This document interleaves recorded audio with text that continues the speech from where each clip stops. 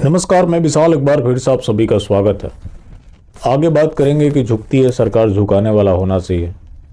इसके अलावा जेपी नड्डा ने एक महत्वपूर्ण काम भारतीय जनता पार्टी की गिनाई है।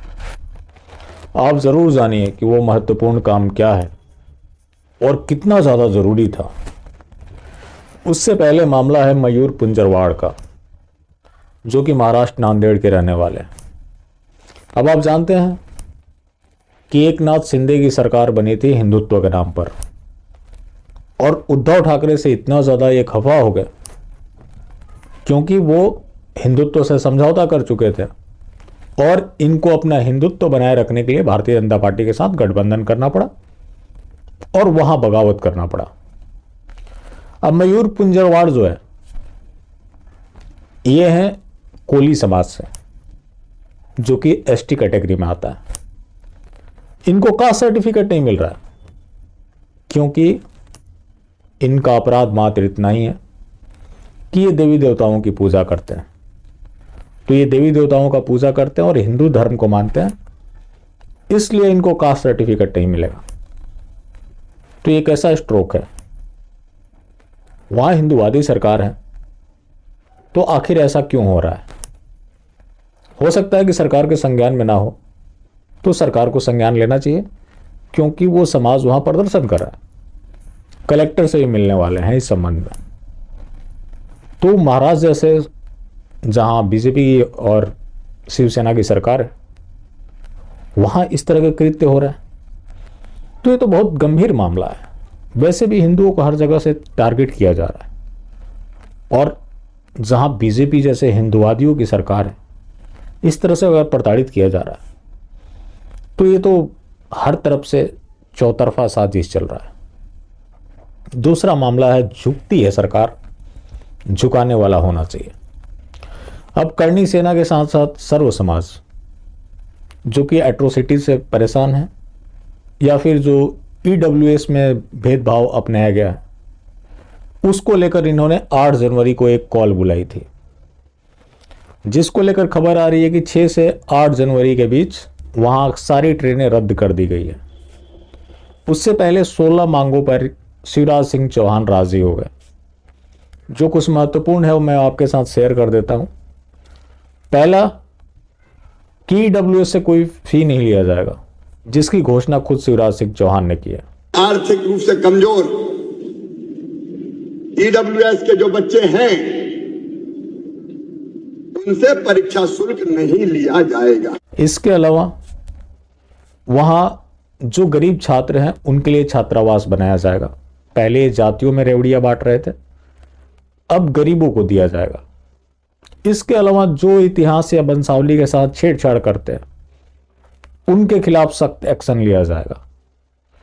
चूंकि राजपूत समाज के प्रतिनिधियों से मिले, तो उन्होंने बताया कि स्वर्ण आयोग बनेगा, उसमें क्षत्रिय समाज का एक प्रतिनिधि जरूर रहेगा। रानी पद्मावती का स्मारक बनाया जाएगा। पूर्व सीडीएस जनरल बिपिन रावत की भी प्रतिमा बनाई जाएगी। इसके अलावा महाराणा प्रताप की जयंती के दिन राजकीय अवकाश होगा। गरीबों को क्रेडिट फैसिलिटी मुहैया कराया जाएगा। तो ये सारी जो रेवड़ियां थी, ये पहले जाति देखकर बढ़ती थी, अब इन्होंने गरीबों की बात की। जो करणी सेना वहां बाकी अन्य समाज के साथ मिलकर जो प्रदर्शन कर रहा है, वो प्रदर्शन एट्रोसिटीज और ईडब्ल्यूएस को लेकर था। लेकिन इसके बावजूद भी प्रदर्शनकारियों का मानना है कि नहीं, ये लॉलीपॉप देने से कुछ नहीं होगा, वो आंदोलन होकर रहेगा। क्योंकि SC/ST एक्ट से लोग बहुत ज़्यादा परेशान हैं। आपके इलाके में भी इस तरह के मामले आते होंगे, जो कि आप जानते हैं कि ये धन उगाही का जरिया बन गया है। सरकार की तरफ से भी मुआवजा मिलता है, जिसके खिलाफ फर्जी SC/ST एक्ट लगता है, उससे भी केस वापस लेने के लिए धन उगाही की जाती है। इसके पीछे कई गिरोह काम कर रहे हैं, जो कि वसूली के काम में लगे हैं, और मैं नहीं समझता कि इस तरह के किसी एक्ट से किसी का भला होने वाला है। वो समाज पीछे ही जाएगा। अगर किसी को तरक्की करनी है, तो उसका तरक्की किसी को दबाकर, किसी को जेल भिजवाकर नहीं हो सकता। लेकिन इन्होंने एक ऐसा हथियार पकड़ा दिया कि कहीं भी किसी भी मामले में SC/ST एक्ट लग जाएगा। किसी को आप जानते भी नहीं है, वो आपको गाली दे रहा है, आपने रिवर्ट कर दिया, तो भी SC/ST एक्ट लग जाएगा। तो ये काम तो भारतीय जनता पार्टी ने किया, 1989 में एक एक्ट आया, तब भी भारतीय जनता पार्टी की सरकार थी। इसको संशोधित करके ज़्यादा खूंखार बनाया गया, तब भी भारतीय जनता पार्टी की सरकार थी। बेशक ये चुनाव हिंदुत्व के नाम पर जीते, लेकिन जातीय विद्वेष इन्होंने जमकर घोला है, जिसका परिणाम ये है कि आज देखिए कि 1000 साल लगभग देश गुलाम रहा, जैसा कि बताया जाता है।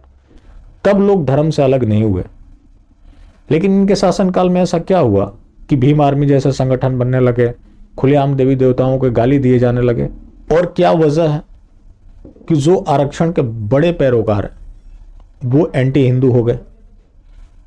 तो इसके ऊपर तो गंभीर चर्चा करनी पड़ेगी। रही बात सरकार की, तो क्या पहले उनको ये नहीं पता था कि ये सारी प्रॉब्लम लोग फेस कर रहे हैं, या इनकी ये डिमांड है जो ये प्रदर्शन देखकर इस तरह से तैयार हो गए कि हम ये करने वाले हैं? तो ये सारी घोषणाएं आप पहले भी कर चुके होते।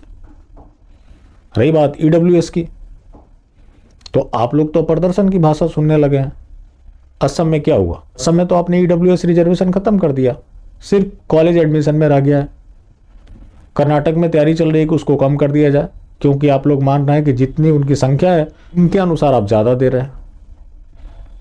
तो हो सकता है कि मध्य प्रदेश में भी ऐसा करते, लेकिन मध्य प्रदेश में वैसा नहीं करेंगे। इसके साथ ही एक चीज़ और भी घोषणा कर दी है कि पहले जो ज़मीन का लिमिट था ईडब्ल्यूएस सर्टिफिकेट के लिए, वो भी हटा दिया गया। अब बात है बीजेपी के अचीवमेंट की, जो कि खुद जेपी नड्डा बता रहे हैं। जो एसटी का रिजर्वेशन था उसको 3 से 7% कर दिया, और एससी का रिजर्वेशन 15 से 17% कर दिया। तो ये इनकी अचीवमेंट है। इसके अलावा कांग्रेस को जमकर कोसा कि उन्होंने BR अम्बेडकर को चुनाव नहीं जीतने दिया, भारत रत्न नहीं दिया। बीजेपी के प्रयास से उनको भारत रत्न मिला। अभी थोड़े दिन पहले की बात है, हालांकि बाद में इन्होंने डिलीट कर लिया था। पेरियार को ये स्वतंत्रता सेनानी बता रहे थे, जिस पेरियार ने एक अलग देश की मांग की थी, संविधान को चलाया था। ज्योतिबा फुले को प्रथम टीचर बता रहे। तो ये भीम मीम के तृप्तिकरण में व्यस्त है। ऐसा नहीं है कि जितने भी दलित हैं सारे भीम वाले हैं। भीम एक अलग सब्जेक्ट है। नौबुद्ध जो है, जो देवी देवताओं को गाली देते हैं, जय भीम जय मीम, वो एक अलग है। जो सनातन को मानता है वो तो कम से कम देवी देवताओं को गाली नहीं देगा।